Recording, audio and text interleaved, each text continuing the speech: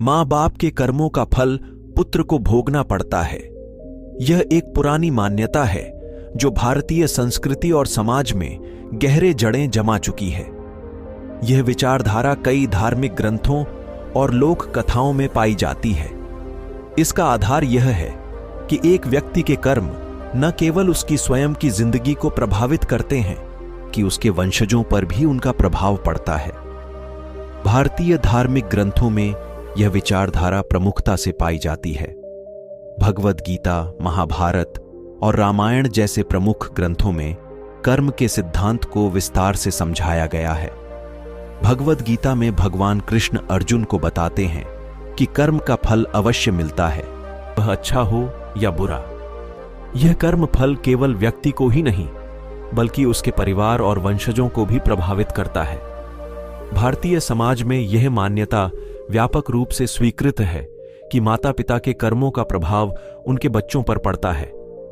गांवों और कस्बों में आज भी लोग यह कहते सुने जाते हैं कि बाप के कर्म बेटे को भोगने पड़ते हैं। यह विचारधारा पीढ़ी दर पीढ़ी चली आ रही है और इसका समाज पर गहरा प्रभाव है। यह मान्यता परिवार की जिम्मेदारी को भी बढ़ाती है। अगर एक पिता या माता गलत कर्म करते हैं तो समाज उन्हें यह सोचकर दोषी ठहराता है कि उनके बच्चों को इसका खामियाजा भुगतना पड़ेगा। इससे परिवार के प्रत्येक सदस्य पर अपने कर्मों के प्रति सतर्क रहने का दबाव रहता है। इस विचारधारा का समाज और नैतिकता पर भी बड़ा प्रभाव है। इससे यह संदेश मिलता है कि एक व्यक्ति के कर्म सिर्फ उसकी व्यक्तिगत जिम्मेदारी नहीं होते, बल्कि उसका असर उसके परिवार और समाज पर भी पड़ता है। यह विचारधारा समाज को एकजुट रखने और नैतिकता को बनाए रखने में महत्वपूर्ण भूमिका निभाती है। हालांकि धार्मिक और सामाजिक दृष्टिकोण से यह मान्यता महत्वपूर्ण है, लेकिन वैज्ञानिक दृष्टिकोण से इसे समर्थन नहीं मिलता। वैज्ञानिक दृष्टिकोण कहता है कि एक व्यक्ति के कर्मों का फल केवल उसके जीवन पर ही असर डालता है और यह विचारधारा केवल एक सांस्कृतिक और धार्मिक मान्यता है। आज के आधुनिक समाज में यह मान्यता धीरे धीरे कमजोर होती जा रही है। युवा पीढ़ी अधिक स्वतंत्र और व्यक्तिगत जिम्मेदारी की ओर अग्रसर हो रही है।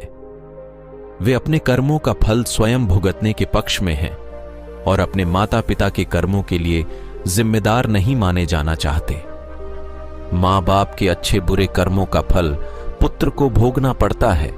यह एक महत्वपूर्ण सांस्कृतिक और धार्मिक मान्यता है जो भारतीय समाज में गहरे रूप से रची बसी है।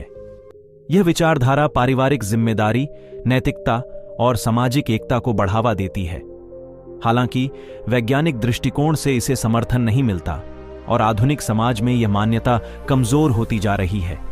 फिर भी इसका महत्व और प्रभाव आज भी भारतीय संस्कृति और समाज में देखा जा सकता है।